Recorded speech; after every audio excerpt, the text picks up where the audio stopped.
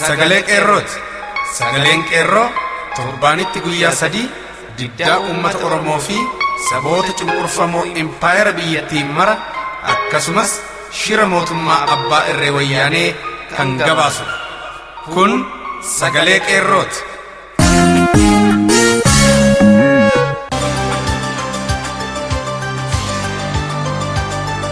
Muddee 31 bara 2015 akkam jirtu dhaggeeffattoota sagalee qeerroo jaalatamoo fi kabajamoo. Qophii keenya guyyaa har'aa qabannee dhiyaanneerraa qophii wajjin an hariiroo jorgooti. Wayyaaneen fincilli diddaa gabrummaa narraa qabbanaa irra jechuun holola miidiyaa dhuunfaan qabatteen afuufaa jirti. Fincilli immoo daran jabaachuun gara fincila xumura gabrummaatti geeddarameera. Fincila xumura gabrummaa guutuu Oromiyaatti bifa haarawaan gaggeeffame ilaalchisee oduu bal'aa qabanneerra akkasumas fincila diddaa gabrummaa gara fincila xumura gabrummaatti geeddaramuu irratti qeerroo bilisummaarraa ibsi kenname jira. Bara haarawaa ilaalchisee dhaamsa hayya duree adda bilisummaa Oromoo Jaal Daawud Ibsaa irraa sabaaf dabres arganneerra. Jaal tokkicha murteessaa nuuf dhiyeessa. Amma gara oduuttan isin dabarsa. Jaalle Biiftuu Galmoo. Godina Kaaba Shaggaritti warraaqsi fincila xumura gabrummaa daran jabaachuun itti fufee Oromoonni 150 loltoota Itoophiyaa wayyaaneen hidhaman. Godina Kaaba Shaggar warraaqsi fincila xumura gabrummaa daran jabaachuun itti fufee abbaan irree wayyaanee humna waraanaatti dhimma ba'uun ilmaan Oromoo 150 olitti lakkaa'aman ukkaamsee hidhe. Adeemsi kun immoo daran uummata warraaqsatti jabeessee kan jiru ta'uu uummatni Oromoo godina Salaalee Aanaa hidhabuu abootee mudde 29 bara 2015 irraa eegaluun guyyaa har'aas gandoota baadiyyaaf manneen barnootaa sadarkaa 1ffaa fi 2ffaa fi qophaa'ina Taaddasaa Birruu mana barumsaa Gidaamoo Sadeenii fi uummatni ganda Hamuumaa Machaaraa mana barumsaa Daaroo Hamuumaa Waajuu aanaa hidhabuu abootee keessatti kanneen argaman manneen barnootaa sadarkaa 1ffaa gandoota baadiyyaa keessatti argaman hunda kan dhuunfate. Warraaqsi fincila xumura gabrummaa daran jabaachuun itti fufuun uummatni Oromoo mirga keenya falmachuuf mana baanii shororkeessaa waraana wayyaanee manatti hin deebinu jechuun warraaqsi daran jabaachuun itti fufee jira.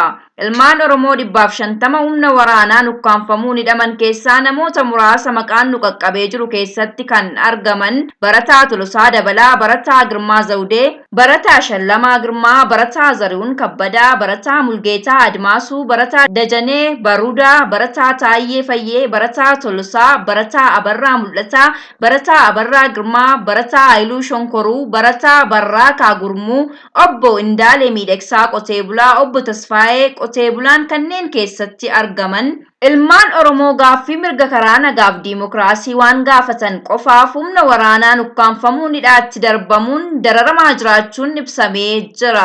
Uummata hidhaa fi ajjeechaa waraanaan dararuun gaaffii keenyaaf deebii kennuu jechuu miti yoo daranuu akka warraaqsa fincila xumura gabrummaatti akka seennu nu dirqisiisee jira jechuun guyyaa har'aas warraaqsi fincila xumura gabrummaa daran jabaachuun itti fufee jiraachuu maddeen qeerroo bilisummaa Oromoo gabaasan.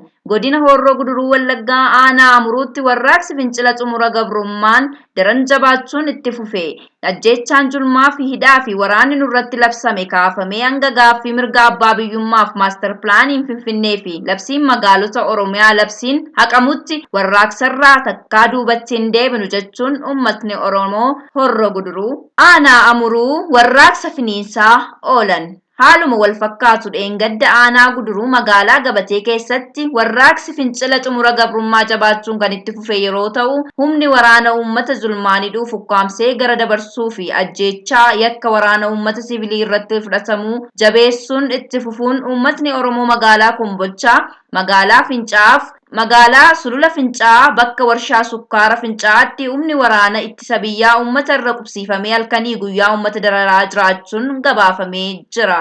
Qindeessaan mana barnootaa sadarkaa 1ffaa Wallaggaa Jaarsoo fi Solomoon Takluu hojjetaa mana murtii aanaa Jaarsoo loltoota wayyaaniin qabamanii bakka buuteen isaanii wallaalame. Muddee 30 bara 2015 barsiisaa Ifaayilee kan jedhamu qindeessaa yookiin itti gaafatamaa mana barumsaa sadarkaa 1ffaa Jaarsoo gabaa dafinoo kan ta'e galgala har'aa 30/12 bara 2015 jechuun mana jireenyaa isaa sakatta'uun mana hidhaatti darbatamee jira. Barsiisaa ifaan kan inni qabameef yakka dalagee osoo hin taane gaaffiin barattootaa gaaffii keenya jechuun namoota caffee Oromiyaa irraa dhufaniif gaaffii hedduu kan dhiyeesse mormii waltajjii irratti kaaseef mana hidhaatti darbamee jira.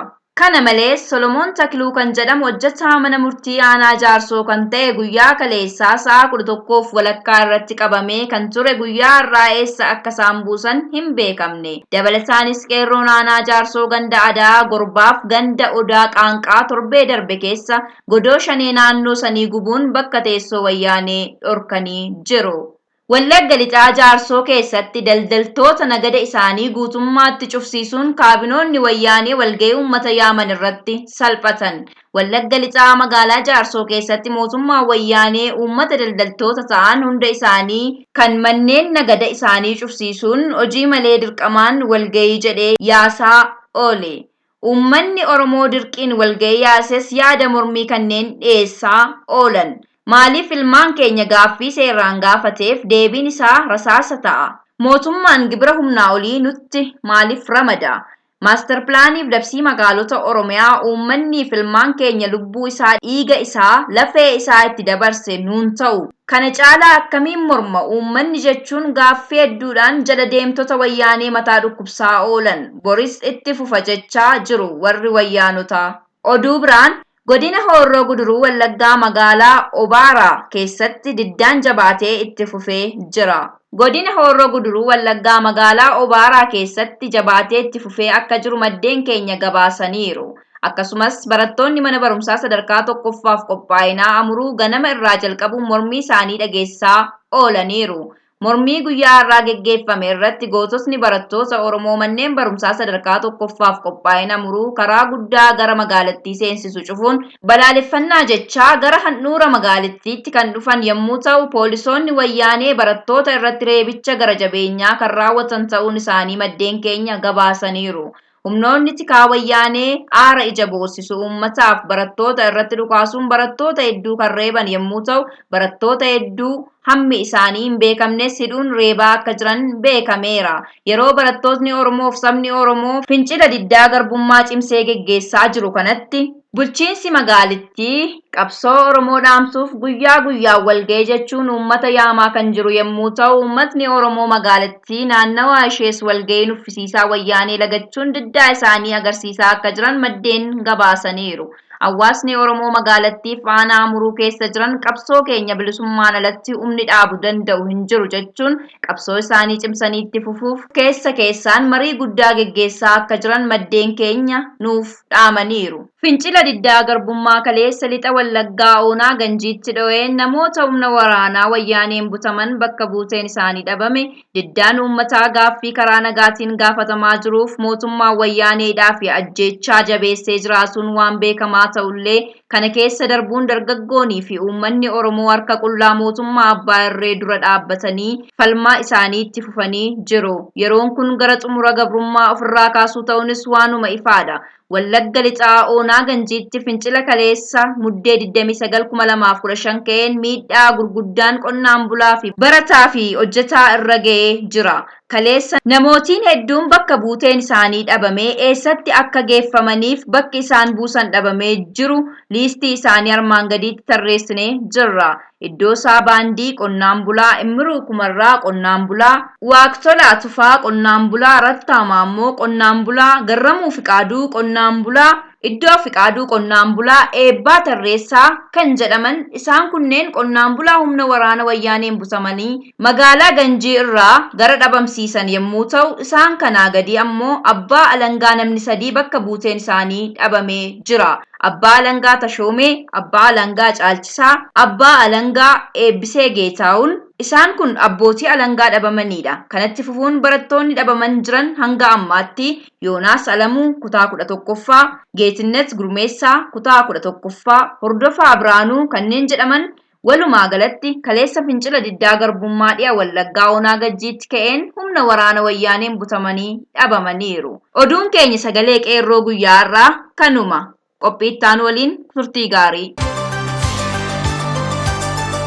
Hidhaan ajjeechaanii fi madeeffamuun osoo duubatti nun deebisne fincila diddaa gabrummaa faadaagaa gara fincila xumura gabrummaatti yookaan faaxaagaatti cehuun yeroon isaa amma. Qeerroon bilisummaa erga Oromiyaa keessatti gadi dhaabbatee mormii karaa nagaatiin mootummaa shororkaawaa fi nama nyaataa wayyaanee waliin gaggeessu eegalee waggoota muraasaa lakkoofsisee jira. Qeerroon jajjabeen sabaa Oromiyaa keessatti uummata isaa waliin mirga uummata isaa kabajsiisuuf ciramuu lafa Oromiyaa dura dhaabbataa falma hadhaawaa fi suukaneessaa keessatti hedduun osoo ajjeefamuu, hidhamuu, ari'atamuu fi gudeeddaan shamarran Oromoo irratti osoo raawwatu gabrummaa jalaa ba'uuf maqaa fincila diddaa gabrummaa jedhu qabatee diina dura dhaabbatee wareegama guddaas baasee injifannoo guddaas galmeessaa Oromiyaa fi uummata Oromoo bilisa baasuuf dargaa mootummaa gabroonfataa mootummaa abbaa irree wayyaaneetti xumura taasisuu irratti gahee jira. Seenaa darban keessatti fincila diddaa gabrummaa barana sadaasaa fi muddee bara 2015 keessa gaggeeffamaa jiru seenaa Oromoo keessatti iddoo olaanaa ta'e yaadatamuu fi dubbifamuu akka qabu hubachaa wareegamni fincila diddaa gabrummaa amma gaggeeffame keessatti wareegamni lubbuu qabeenyaa fi dinagdee guddaa ta'us injifannoon galmaawwan daran guddaa fi gammachiisaa akkasumas uummata Oromoo kan boonsudha. Eegaan fincila diddaa gabrummaa amma gara xumuraatti dhufnee jirra. Qeerroon fincilli isaa kana booda itti fufuu qabu maqaa kana ofirraa jijjiiruudhaan fincila diddaa gabrummaa faadaagaa kan jedhamu gara faaxaagaa fincila xumura gabrummaatti jijjiiruun qabsoo isaa bilisummaadhaan xumuratuu fi yeroon gabrummaa ofirraa xumurru yeroo kana ta'uu sochiiwwan yeroo ammaa gaggeeffamu irraa kan hubannudha. Yeroo kana akkuma beekamu hidhaan uummata Oromoo irratti raawwataa jiru hammaachaa gochi mootummaa shororkeessaa wayyaaneetiin godhamaa jirus suukaneessaa shamarran Oromoo irratti gudeeddaa dirqii raawwataa jiraachuu osoo argaa jirru rasaasaan kan ajjeefaman daa'imman irraa hanga maanguddootti dhibbaan kan lakkaawaman ta'uun kan beekame yoo ta'u ilmaan Oromoo yeroo ammaa kana mana hidhaatti guuramaa jiran kumaataman lakkaawaman ta'uunis ifadha. Garuu kun hunduu gonkumaa qabsoo keenya duubatti osoo hin deebisne qeerroon bilisummaa fincila xumura gabrummaa mirkaneeffachuun isaa amma ta'uu wal hubachiisuudhaan waamicha itti fufinsa qabsoo keenyaa dhaabuu hin qabne taasisna. Fincilli xumura gabrummaa amma. Qeerroo bilisummaa muddee 30 bara 2015. Dhaamsa waggaa haaraa hayyuu duree gumii sabaa adda bilisummaa Oromoo irraa ba'e. Uummata Oromoo kabajamaa.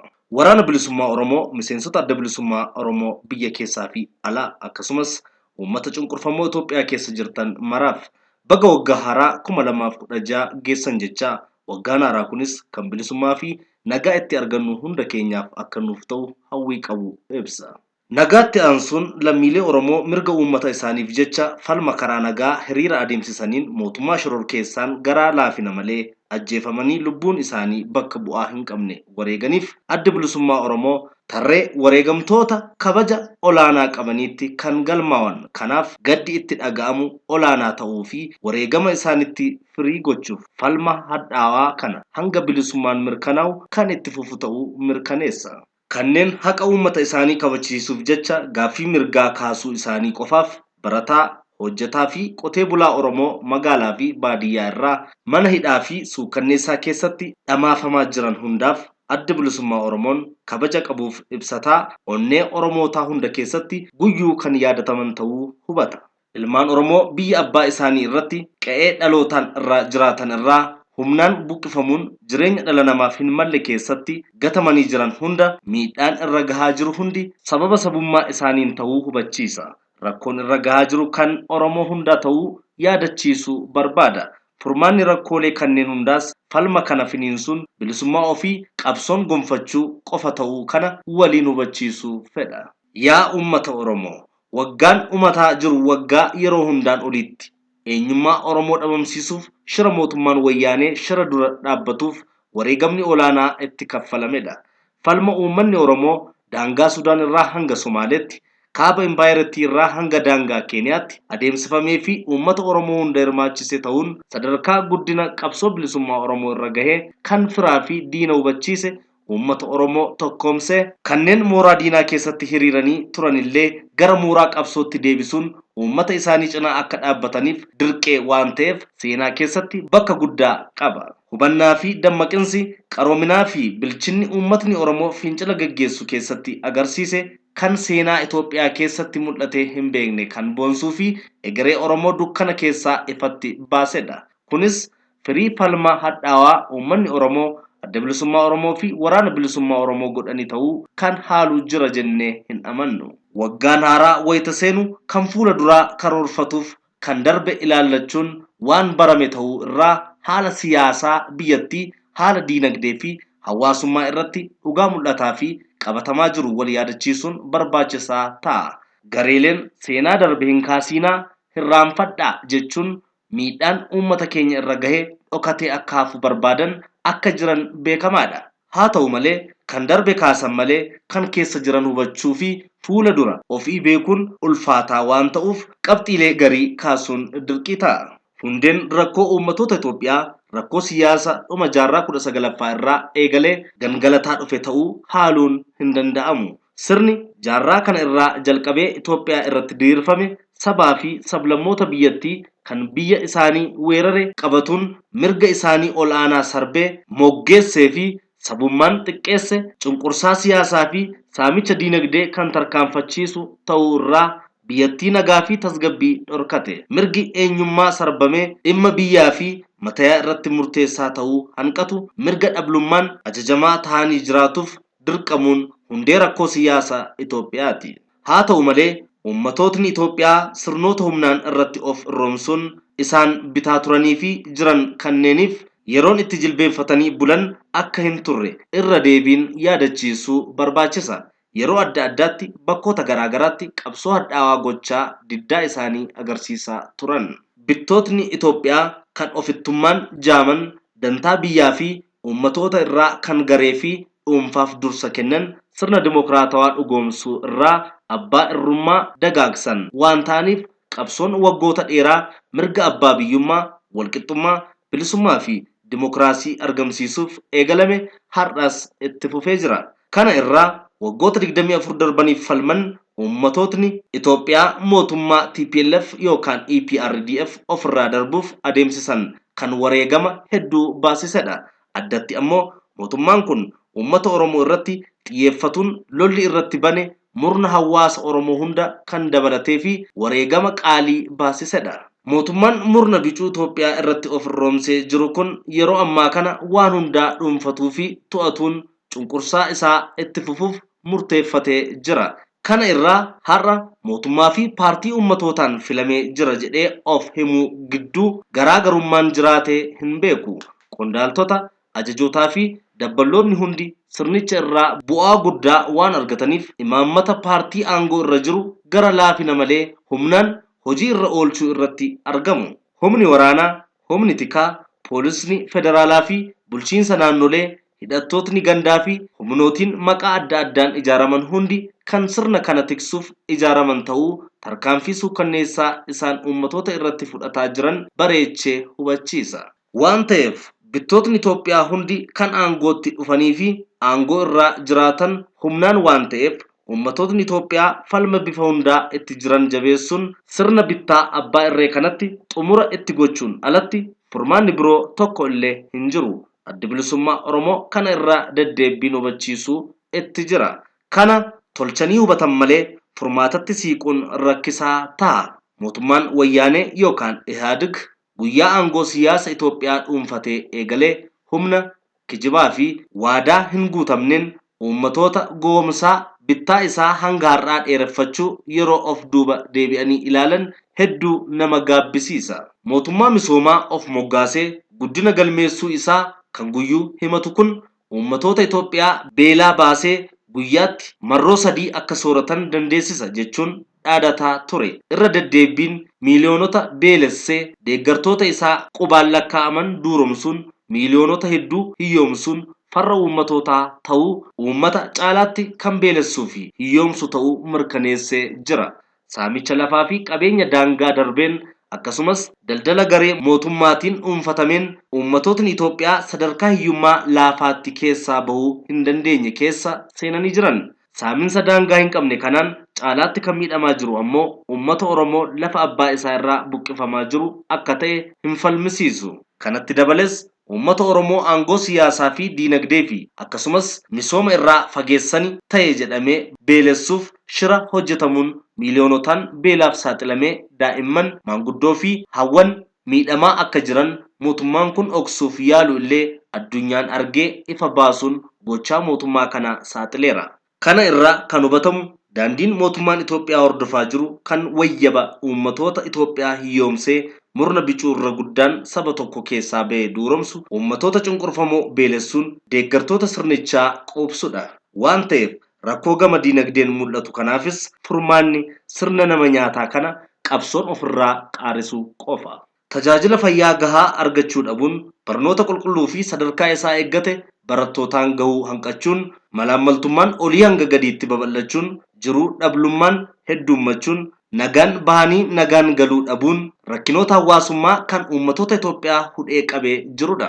Rakkooleen kanneenis sirnicha xumura itti godhan malee akka hin dhabamne hubachuu feessisa.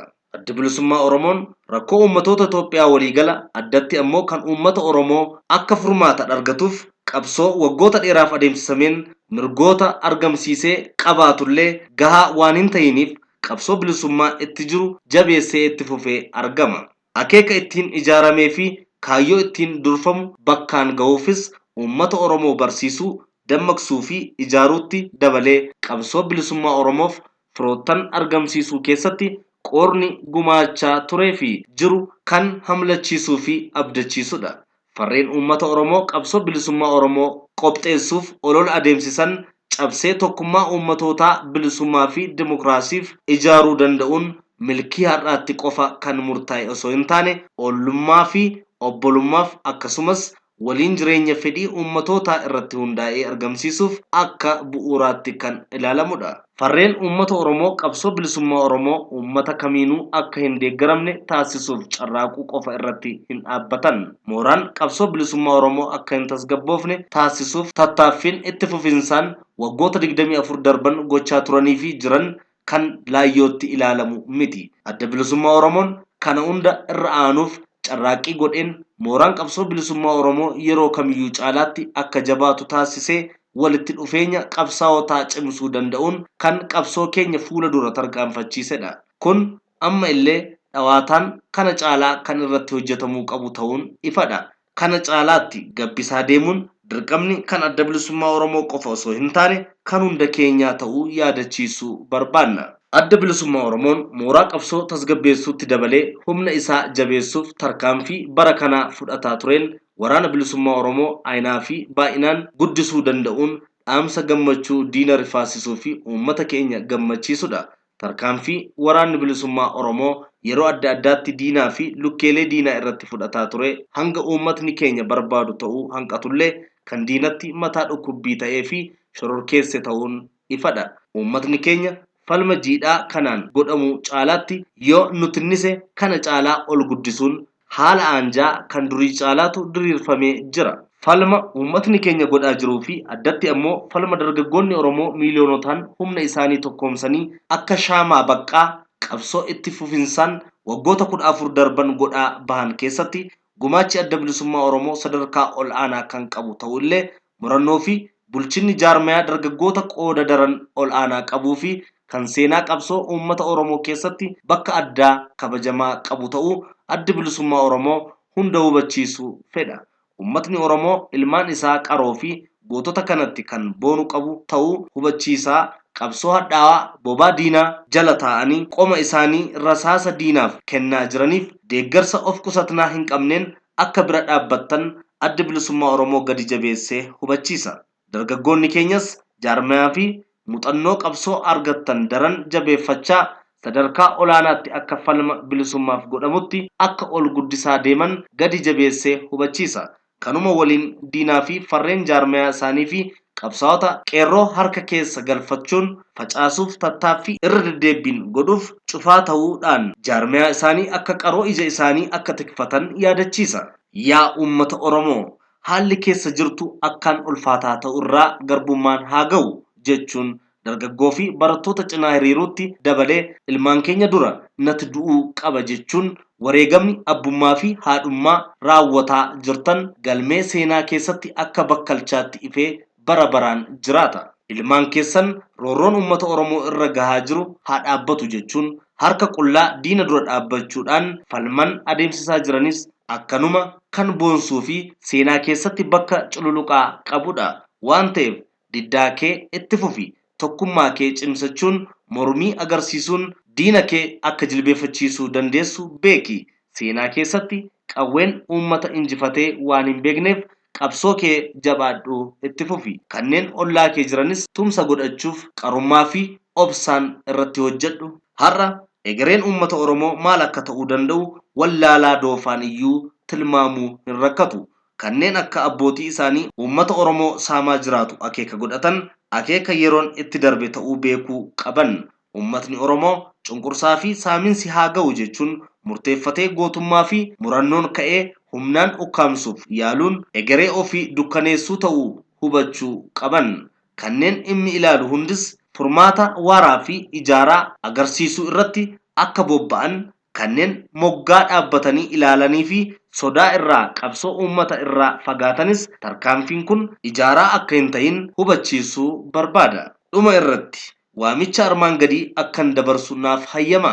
Diinni uummata Oromoo humnaan bitaa jiru uummata Oromoo fi Oromiyaa dhabamsiisuu irraa of duuba kan hin jenne ta'uu gochaa raawwatuu fi karoora baafachuun agarsiisaa jira.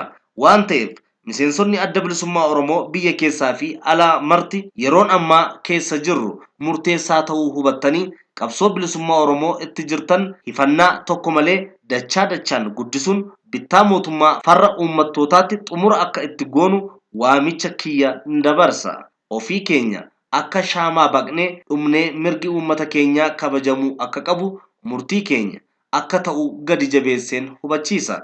Mootummaa kanatti xumura itti goonu malee uummatni keenya mirga isaa argachuun kan hin abjootamne waan ta'eef xumura itti gochuun murtii keenya ta'uu hundi akka hubannu. Lammiilee Oromoo nagaan jiraachuu dhorkatamtan sabummaa keessaniin fo'amtanii jiruu dhablummaan mankaraaraa jirtan kanneen biyya ollaatti baqattanillee wabii jireenyaa dhabuu irraa bir'uun jiraattan kanneen lafti keessan alagaan saamamee mirga jireenyaa fi lafa ablee taasifamtan rakkoolee uummata Oromoo tarrifamee hin dhumne kanneeniif sababni mootummaa wayyaanee waan ta'eef mootummaa diina nu godhatuun dhabama keenya irratti halkanii fi guyyaa hojjetaa jiru jilbeeffachiisuun abbaa biyyummaa keenya harka galfachuuf karaa nuuf danda'ame hunda akka sossoonu waamicha kiyya isiniif dabarsa.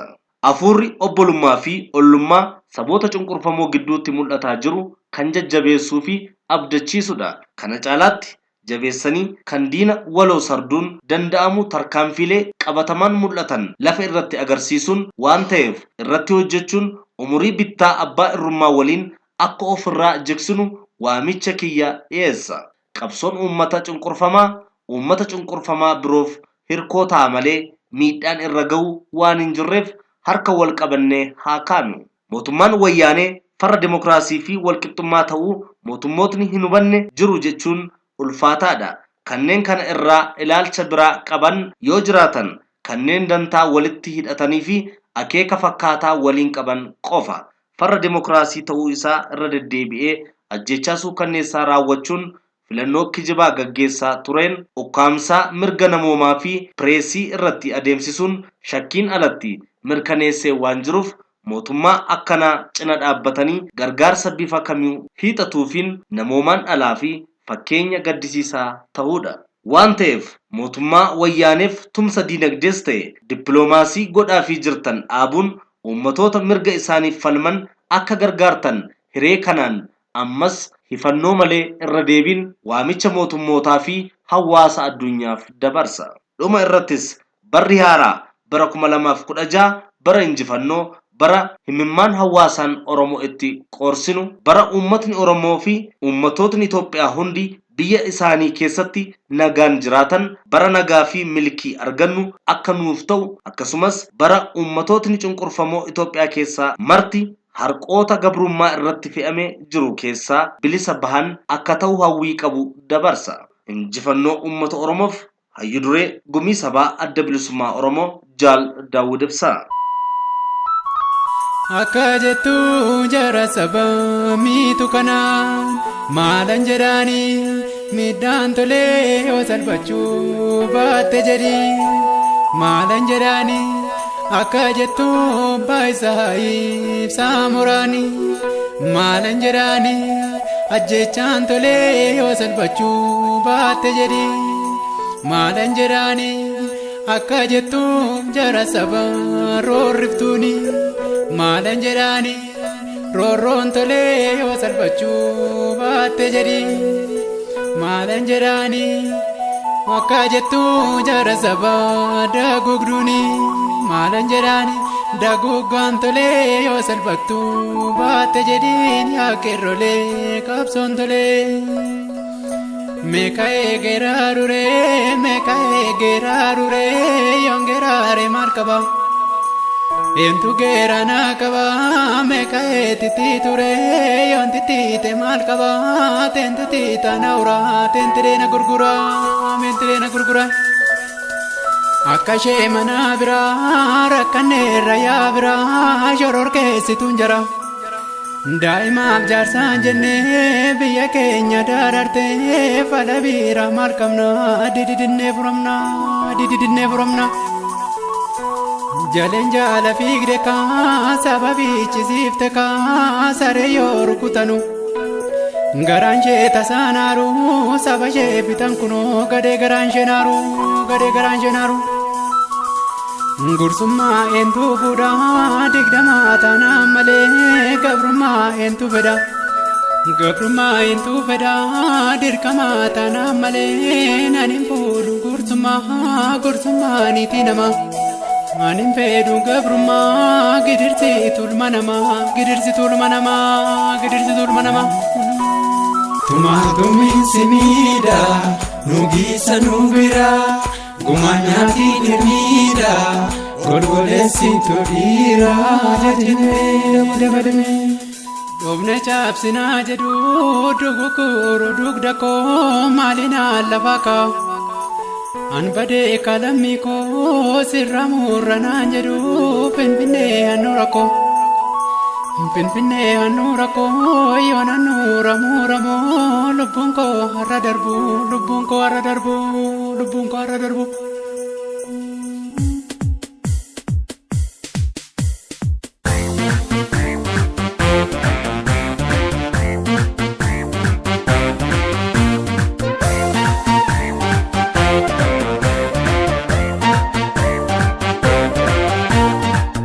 Awareselo la gonisa fayona Awareselo la gonisa fayona Wajar macheka Jababi yapeka Jabaa irapeka Tubajo le Kenya Ambo jaldu kesa Nakamte mandira Najodan bihorro Chapsu ka erorro Lola gonisa fayona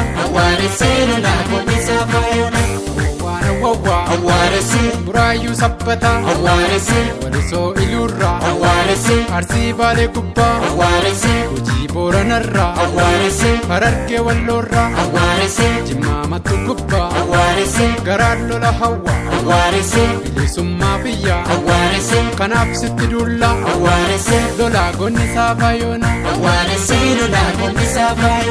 Seebun gulbaaro Akka bittinneessa Ageessa baadula Yalammaa magarsa Yadirribaa kuma Kan lammiisaa jibbee Alagaa leellise Harkaan aftinneessa Lola gonnisaa fayona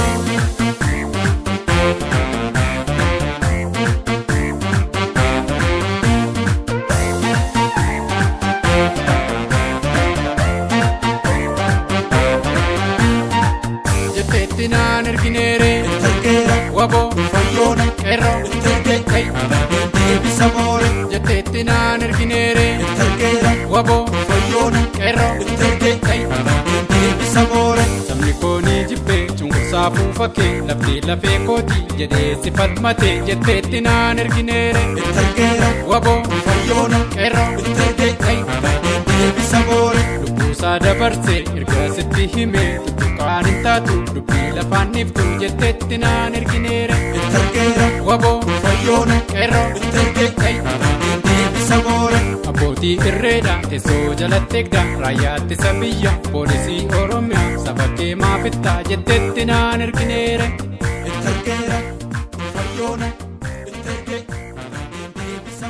turtii keessaniif ulfinni isiniif haa ta'u. Qophii guyyaa har'aa xumurreerraa sagantaa itti aanutti hanga wal agarru nagayaan nuuf tura. Injifannoo uummata Oromoof. Gadaan gadaa bilisummaati.